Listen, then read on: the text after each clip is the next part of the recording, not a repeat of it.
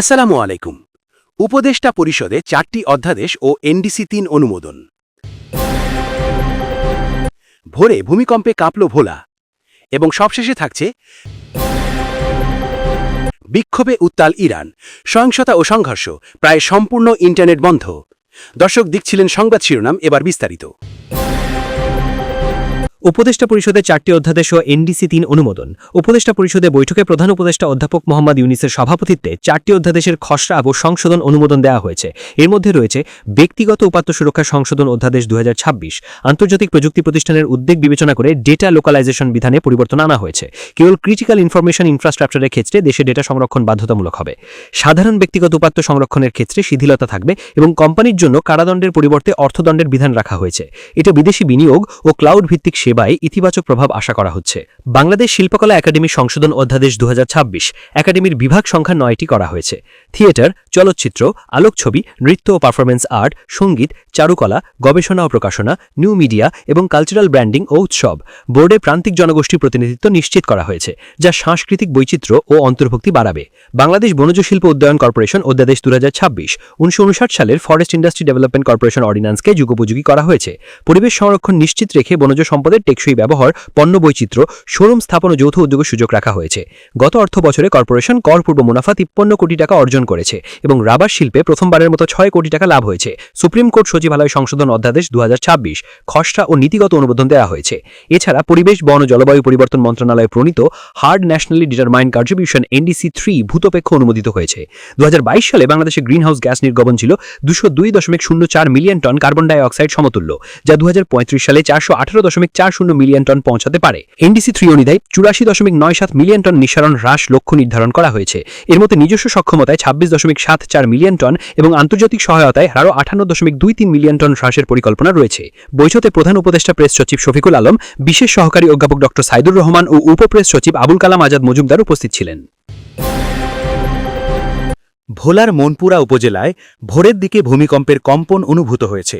এতে দ্বীপের বিভিন্ন এলাকায় বসতবাড়ি, মসজিদ, সরকারি বেসরকারি ভবন ও হাসপাতালের ভবন কেঁপে ওঠে। শুক্রবার 9 জানুয়ারি ভোর আনুমানিক 6টার দিকে এই ভূকম্পন অনুভূত হয়। এ সময় অনেক মানুষ আতঙ্কিত হয়ে ঘর থেকে বেরিয়ে আসেন। মনপুরা উপজেলার ইসলামী আন্দোলনের সভাপতি এবং দারুস সুন্নাহ ফজলুল উলুম কওমি মাদ্রাসার মোহতামিম এনায়েতুল্লাহ নুরনবী জানান, ফজরের নামাজ চলাকালীন হঠাৎ পুরো মসজিদ কাঁপতে শুরু করে। এছাড়া হাজিরহাট মার্কাজ জামে মসজিদের পেশ ইমাম মুফতি মোহাম্মদ ইউসুফ বলেন, ফজরের নামাজের সময় পুরো মসজিদ কেঁপে ওঠে, যা উপস্থিত মুসল্লিরাও অনুভব করেন। স্থানীয় সূত্রে জানা যায়, ভারতের মণিপুর ও আসাম সহ আশেপাশের এলাকায় ভূমিকম্পের প্রভাবে ভোলার মনপুরা উপকূলে এই কম্পন অনুভূত হয়েছে। তবে এখনও পর্যন্ত কোনো ক্ষয়ক্ষতির খবর পাওয়া যায়নি। উল্লেখ্য, এর আগেও 2024 সালের মে মাসে ভারতের মণিপুরে সংঘটিত 3.5 মাত্রার ভূমিকম্পের প্রভাবে ভোলা সহ দেশের বিভিন্ন এলাকায় কম্পন অনুভূত হয়েছিল। যৌথ বাহিনীর অভিযানে সারা দেশে আটক 171 জন। সারা দেশে আইন শৃঙ্খলা পরিস্থিতি নিয়ন্ত্রণে রাখতে বাংলাদেশ সেনাবাহিনীর নেতৃত্বে যৌথ বাহিনীর অভিযানে 171 জনকে আটক করা হয়েছে। বাংলাদেশ সেনাবাহিনীর বিভিন্ন পদাতিক ডিভিশন ও স্বতন্ত্র ব্রিগেডের অধীন ইউনিটসমূহ অন্যান্য আইন শৃঙ্খলা রক্ষাকারী বাহিনীর সমন্বয়ে গত 1 জানুয়ারি থেকে 8 জানুয়ারি 2026 পর্যন্ত রাজধানীসহ দেশের বিভিন্ন এলাকায় একাধিক যৌথ অভিযান পরিচালনা করে। এসব অভিযানে সন্ত্রাসী, মাদক ব্যবসায়ী, মাদকাসক্ত, ডাকাত দলের সদস্য, কিশোর গ্যাং ও চোরাকারবারি সহ মোট 171 জন সন্দেহভাজন অপরাধীকে হাতে নাতে আটক করা হয়। অভিযানে তাদের কাছ থেকে 20টি অবৈধ আগ্নেয়াস্ত্র, 149 রাউন্ড বিভিন্ন ধরনের গোলাবারুদ, 10টি ককটেল, ধানালো অস্ত্র এবং বিপুল পরিমাণে মাদকদ্রব্য উদ্ধার করা হয়েছে। আটক ব্যক্তিদের বিরুদ্ধে প্রয়োজনীয় আইনগত ব্যবস্থা গ্রহণের জন্য সংশ্লিষ্ট থানায় হস্তান্তর করা হয়েছে। এদিকে দেশব্যাপী জননিরাপত্তা নিশ্চিত করতে সেনাবাহিনী নিয়মিত টহল ও নিরাপত্তা কার্যক্রম অব্যাহত রেখেছে। পাশাপাশি শিল্পাঞ্চলে উদ্ভূত শ্রমিক অসন্তোষ নিয়ন্ত্রণেও সেনাবাহিনী দায়িত্ব পালন করছে। সার্বিক আইন শৃঙ্খলা পরিস্থিতি স্বাভাবিক রাখতে এ ধরনের অভিযান অব্যাহত থাকবে বলে জানানো হয়েছে। একই সঙ্গে সাধারণ জনগণকে যে কোনো সন্দেহজনক বা অস্বাভাবিক কার্যকলাপ নিকটস্থ সেনা ক্যাম্প বা আইন শৃঙ্খলা বাহিনীকে জানানোর আহ্বান জানানো হয়েছে। এজেন্ট নিয়োগ, জাল ভোট ও সন্ত্রাস দমনে কঠোর নির্দেশনা ইসির। আসন্ন জাতীয় সংসদ সংবাচন অবাধ, সুষ্ঠু ও শান্তিপূর্ণভাবে সম্পন্ন করতে নির্বাচনী এজেন্ট ও পোলিং এজেন্ট নিয়োগ, তাদের দায়িত্ব কর্তব্য, নির্বাচনী ব্যয়ের হিসাব দাখিল এবং সন্ত্রাস ও জাল ভোট রোধে বিস্তারিত নির্দেশনা দিয়েছে নির্বাচন কমিশন ইসি। এসব নির্দেশনা ইতোমধ্যে দেশের সব রিটার্নিং কর্মকর্তাকে পাঠানো হয়েছে। বৃহস্পতিবার ৮ জানুয়ারি নির্বাচন কমিশনের উপসচিব মোহাম্মদ মুনির হোসেন এ সংক্রান্ত একটি পরিপত্র জারি করেন। পরিপত্রে বলা হয়েছে, প্রার্থিতা প্রত্যাহারের পর দ্রুত সময়ের মধ্যে সংশ্লিষ্ট নির্বাচনী এলাকায় প্রতিদ্বন্দ্বী প্রার্থীদের নিয়ে বৈঠক আয়োজন করতে হবে। ওই বৈঠকে প্রার্থী, তাদের নির্বাচনী এজেন্ট ও পোলিং এজেন্টদের সংসদ নির্বাচনে রাজনৈতিক দল ও প্রার্থীর আচরণ বিধিমালা ২০২৫ এবং গণপ্রতিনিধিত্ব আদেশ ১৯৭২ অনুযায়ী দায়িত্ব, কর্তব্য, নির্বাচনী ব্যয়ের সীমা ও আইন মেনে চলার বিষয়গুলো স্পষ্টভাবে জানাতে হবে।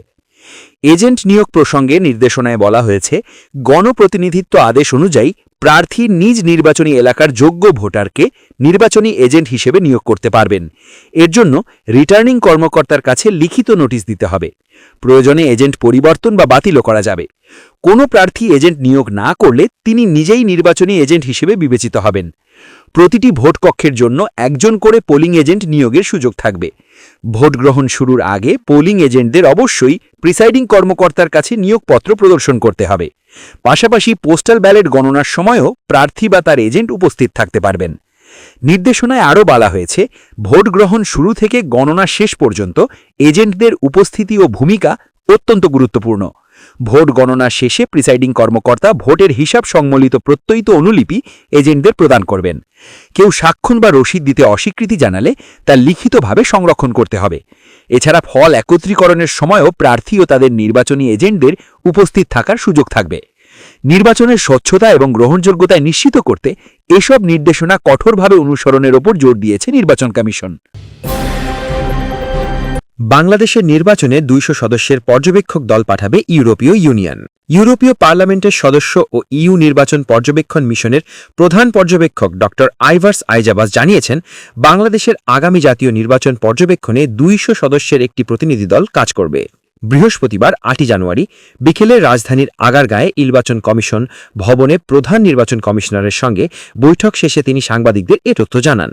ড আইজাবস বলেন, দীর্ঘমেয়াদী পর্যবেক্ষকরা ডিসেম্বরের শেষ থেকেই বাংলাদেশে কাজ করছেন, আর আগামী ১২ ফেব্রুয়ারি স্বল্পমেয়াদী পর্যবেক্ষকরা তাদের সঙ্গে যোগ দেবেন। নির্বাচনের সময় ইইউ এর ২০০ জন পর্যবেক্ষক মাঠে থাকবেন। তিনি উল্লেখ করেন, সংসদ নির্বাচনের সঙ্গে একসাথে গণভোট আয়োজন করা নির্বাচন কমিশনের জন্য একটি চ্যালেঞ্জ, তবে কমিশন এটি যথাযথভাবে পরিচালনা করতে পারবে বলে আশা প্রকাশ করেন। ড আইজাবস আরও বলেন, আমরা এখানে সাহায্য করতে এসেছি, সম্পূর্ণ নিরপেক্ষভাবে নির্বাচন প্রক্রিয়া পর্যবেক্ষণ করব, কারণ বাংলাদেশ ইউরোপীয় ইউনিয়নের গুরুত্বপূর্ণ অংশীদার। তিনি নির্বাচনের গুরুত্ব তুলে ধরে বলেন, ২০২৪ সালের গণ অভ্যুত্থানের প্রেক্ষাপটে এবারের নির্বাচন হবে ঐতিহাসিক এবং নির্বাচনের মাধ্যমে গঠিত সংসদ দেশের ভবিষ্যৎ নির্ধারণ করবে। সীমান্ত ঘেঁষা এলাকায় রাতের আধারে রাস্তা নির্মাণের চেষ্টা, বিজিবির বাধায় পিছু হটল বিএসএফ। কুড়িগ্রামের ফুলবাড়ী উপজেলার খলিশাকোঠাল সীমান্ত ঘেঁষা এলাকায় রাতের আধারে নতুন সড়ক নির্মাণের চেষ্টা চালায় ভারতীয় সীমান্তরক্ষী বাহিনী বিএসএফ। স্থানীয়দের মতে সীমান্তের খুব কাছাকাছি প্রায় ১ কিলোমিটার জুড়ে পাকা সড়ক নির্মাণের উদ্যোগ নেওয়া হয়। খবর পেয়ে বিজিবি ঘটনাস্থলে গিয়ে বাধা দিলে বিএসএফ কাজ বন্ধ করে এবং ধীরে ধীরে নির্মাণ সামগ্রী সরাতে শুরু করে। ঘটনাকে কেন্দ্র করে বৃহস্পতিবার দুপুরে খলিশাকোঠাল সীমান্তে আন্তর্জাতিক মিন পিলার ৯৩৪-এর নিকট বিজিবি এবং বিএসএফ এর মধ্যে পতাকা বৈঠক অনুষ্ঠিত হয়। বাংলাদেশের পক্ষে নেতৃত্ব দেন বালারহাট ক্যাম্প কমান্ডার সুবেদার আবু তাহের, আর ভারতের পক্ষে নেতৃত্ব দেন কুচবিহার জেলার সাহেবগঞ্জ থানার মেঘনারায়ণের কুঠি ক্যাম্পের ইন্সপেক্টর দীপক কুমার। স্থানীয় সূত্র জানায়, পাকা সড়ক নির্মাণের কাজ বিএসএফ এর পাহারায় রাতের আধারে চলছিল, তবে বিজিবির টহল জোরদার হওয়ায় তারা নির্মাণ সামগ্রী সরাতে শুরু করে। বালারহাট ক্যাম্প কমান্ডার জানান, পরিস্থিতি স্বাভাবিক রাখার জন্য বিজিবির টহল সীমান্তে অব্যাহত থাকবে। এছাড়া সড়ক নির্মাণ সংক্রান্ত বিষয়ে ভবিষ্যতে বিজিবি এবং বিএসএফ ব্যাটালিয়ন পর্যায়ের আরও পতাকা বৈঠকের সম্ভাবনা রয়েছে। ইরানে সরকার বিরোধী বিক্ষোভ তীব্র আকার ধারণ করায় দেশটিতে প্রায় সম্পূর্ণভাবে ইন্টারনেট সংযোগ বন্ধ করে দিয়েছে কর্তৃপক্ষ। আন্তর্জাতিক ইন্টারনেট পর্যবেক্ষণ সংস্থাগুলোর তথ্যমতে বৃহস্পতিবার বিকেল থেকেই ইরানের ইন্টারনেট কার্যত অচল হয়ে পড়ে। একই সময় রাজধানী তেহরান সহ দেশের বিভিন্ন শহরে বর্তমান শাসন ব্যবস্থার অবসান দাবিতে হাজার হাজার মানুষ রাস্তায় নেমে আসে। প্রত্যক্ষদর্শীরা জানান, তেহরানের একাধিক এলাকায় বড় জমায়েত হয়। বিক্ষোভকারীরা স্বাধীনতা স্বাধীনতা ও খামেনির পতন চাই স্লোগান দেন। নারী পুরুষ সহ বিভিন্ন বয়সের মানুষ এই আন্দোলনে অংশ নেন। আগে তুলনামূলক শান্ত থাকা অভিজাত এলাকাগুলোতেও বিক্ষোভ ছড়িয়ে পড়েছে। তেহরানের পাশাপাশি মাশাদ, ইস্ফাহান, সিরাজ, বুশেহর ও কারাজ শহরেও বিক্ষোভের খবর পাওয়া গেছে। সামাজিক যোগাযোগ মাধ্যমে ছড়িয়ে পড়া ভিডিওতে সরকারি ভবন ও যানবাহনে আগুন দেওয়ার দৃশ্য দেখা যায়। রাত বাড়ার সঙ্গে সঙ্গে পরিস্থিতি আরও উত্তপ্ত হয়ে ওঠে। কোথাও কোথাও নিরাপত্তা বাহিনীর সঙ্গে বিক্ষোভকারীদের সংঘর্ষ হয়। কারাজ শহরে গুলির শব্দ শোনা গেছে বলে ভিডিওতে দাবি করা হলেও গুলি কারা ছুড়েছে তা নিশ্চিত হওয়া যায়নি। এই উত্তাল পরিস্থিতির মধ্যেই ইন্টারনেট সংযোগ বিচ্ছিন্ন হয়ে পড়ায় দেশের ভেতরের বাস্তব পরিস্থিতি সম্পর্কে নির্ভরযোগ্য তথ্য পাওয়া কঠিন হয়ে উঠেছে। মানবাধিকার কর্মীদের মতে বিক্ষোভ দমন ও তথ্য প্রবাহ নিয়ন্ত্রণে রাখতেই ইন্টারনেট বন্ধ করা হয়েছে। এদিকে ইরানের বিচার বিভাগ ও নিরাপত্তা কর্মকর্তারা বিক্ষোভকারীদের বিরুদ্ধে কঠোর ব্যবস্থা নেওয়ার ঘোষণা দিয়েছেন। সরকার দাবি করছে বিদেশি শক্তি এই আন্দোলনে উস্কানি দিচ্ছে, তবে বিরোধী গোষ্ঠীগুলো এই অভিযোগ প্রত্যাখ্যান করেছে। মানবাধিকার সংস্থাগুলোর তথ্য মতে সাম্প্রতিক সহিংসতায় অন্তত 28 জন নিহত রয়েছেন, যাদের মধ্যে শিশুও রয়েছে। কয়েকটি সংগঠন নিহতের সংখ্যা 40 ছাড়িয়েছে বলে দাবি করছে। বহু মানুষ আহত হয়েছেন এবং অনেককে গ্রেপ্তার করা হয়েছে। বিশেষজ্ঞদের মতে অর্থনৈতিক সংকট, উচ্চ মূল্যস্ফীতি ও রাজনৈতিক দমননীতি এই বিক্ষোভের পেছনে প্রধান কারণ। পরিস্থিতি দ্রুত নিয়ন্ত্রণে না এলে ইরানে আরও বড় ধরনের অস্থিরতা দেখা দিতে পারে। বিশ্বকাপ ভেন্যু পরিবর্তনের অনুরোধ জানিয়ে দ্বিতীয় দফায় আইসিসিকে বিসিবির চিঠি। ভারতে অনুষ্ঠেয় আসন্ন বিশ্বকাপ নিয়ে আবারও আন্তর্জাতিক ক্রিকেট কাউন্সিলের কাছে নিজেদের অবস্থান স্পষ্ট করেছে বাংলাদেশ ক্রিকেট বোর্ড। বৃহস্পতিবার বিকেল 4টের দিকে ইমেইলের মাধ্যমে দ্বিতীয় দফায় একটি বিস্তারিত চিঠি আইসিসিকে পাঠানো হয় বলে জানিয়েছে দেশের একটি সংবাদ মাধ্যম। চিঠিতে কেন ভারতে বিশ্বকাপ খেলাকে বাংলাদেশের জন্য অনুকূল মনে করছে না বিসিবি, সে বিষয়টি বিস্তারিতভাবে ব্যাখ্যা করা হয়েছে। নিরাপত্তা সংশ্লিষ্ট উদ্বেগের পাশাপাশি পুরো ঘটনার পটভূমি তুলে ধরে প্রয়োজনীয় নথি ও রেফারেন্সও সংযুক্ত করা হয়েছে। তবে এই চিঠির তাৎক্ষণিক কোনো জবাব দেয়নি আইসিসি। জানা গেছে আগামী 10 জানুয়ারি এ বিষয়ে আইসিসির অবস্থান জানতে পারবে বিসিবি। এর আগে গত রবিবার প্রথমবার আইসিসিকে ইমেইলের মাধ্যমে ভারতে গিয়ে বিশ্বকাপ খেলতে অপারগতার কথা জানায় বিসিবি। সেই সিদ্ধান্তের পেছনে বড় কারণ হিসেবে উঠে আসে বিসিসিআই এর একটি নির্দেশনা। ওই সিদ্ধান্তের ফলে IPL franchise Kolkata night Riders Bangladeshi pacer Mustafizur রহমানকে স্কোয়াড থেকে বাদ দিতে বাধ্য হয়। উল্লেখ্য, গত ডিসেম্বরে আইপিএলের মিনি নিলামে 9 কোটি 10 লক্ষ রুপিতে মুস্তাফিজকে দালে নেয় কেকেআর, কিন্তু বিসিসিআই এর নির্দেশনার পর ফ্র্যাঞ্চাইজিটি তাকে ছেড়ে দেয়। এই ঘটনাকেই নিরাপত্তা ও পরিবেশগত অনিশ্চয়তার একটি বড় উদাহরণ হিসেবে আইসিসির কাছে তুলে ধরেছে বিসিবি। এই প্রেক্ষাপটে আইসিসি মঙ্গলবার বিসিবিকে একটি পাল্টা ইমেইল পাঠিয়ে নিরাপত্তা সংক্রান্ত উদ্বেগগুলোর বিস্তারিত ব্যাখ্যা চায়। তারই জবাব হিসেবে বৃহস্পতিবার নতুন করে নিজেদের অবস্থান ব্যাখ্যা করে চিঠি পাঠিয়েছে বিসিবি। এখন সব পক্ষের দৃষ্টি 10 জানুয়ারির দিকে। ওই দিন আইসিসির সিদ্ধান্তই নির্ধারণ করবে বিশ্বকাপ আয়োজনের ভেন্যু ও বাংলাদেশ দলের অংশগ্রহণ নিয়ে পরবর্তী পথচিত্র। প্রিয় দর্শক, এই ছিল এখনকার সর্বশেষ সংবাদ।